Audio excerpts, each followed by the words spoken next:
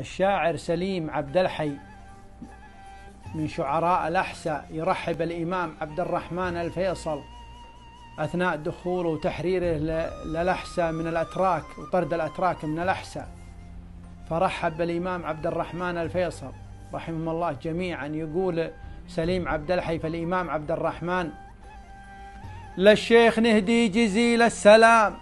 عد ما هل هتوف الغمام، أو بطها حنزجر الرعود، أو ناض برق بجنح الظلام، أو جانا ليل وضي النهار، أو رف طير بجناحه وحام، أو روجع عنا الغنى الساجعات، أو ما تجاذبن الحون الحمام، أو هب ذاري نسيم الرياح، أو طاف وافد البيت الحرام. أهلا وسهلا بحسن تهليل مدة شهور وجملة أعوام، رحب فلاين حصيله إعداد من لب جوف الفتى المستهام، وانوج من المسك فايح عبير لياساق نفحة نسيم الولام، وابها من الدر من فوق العقود بقلايد الخوض زرق الوشام، صافين من الغش صاغ سليم صاغه سليم بنظم الكلام، صاغه في فنونه استاد له ميز وعرف وقوة افتهام، فرح وطرب وبهزة ودفوز كما مفطر الصوم غب الصيام، بقدوم له وقار وكار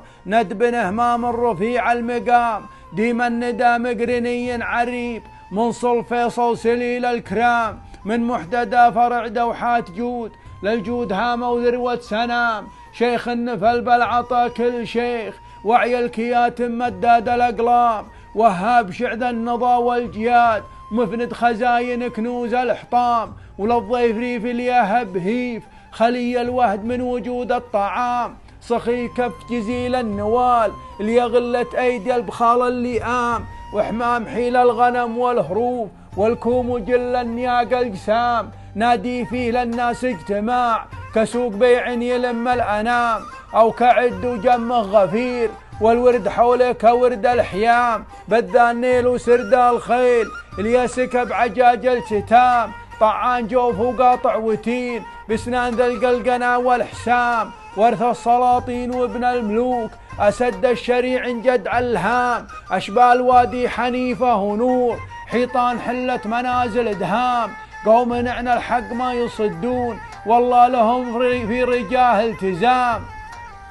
أهل سدد الملك للمسلمين ونصارة الدين في كل زام، ومنشين رسم الهدى من قديم ومطوعين الجزيرة عموم، كل لهم تحت رسم الكمام، من طور سينا ليبو عريش ومن المدينة ليواد الهشام، ونجران وعمان وارض جعلان ومن الشمال المشاهد وشام، عصر لكم يوم عبد العزيز ابن سعود هزبر اليمام، هذاك يا من كسبت الجميل عزوة عزاك الأعز الكرام، عسى ما نلتوب الأول تنول وتاتي من الله بحبل اعتصام، وتملك في ملك جدك وابوك وتملك اليافذ وحامن وسام، لعلني أبلغ من النفس فيك ما دام لي في الحياة اغتنام. سلامتك.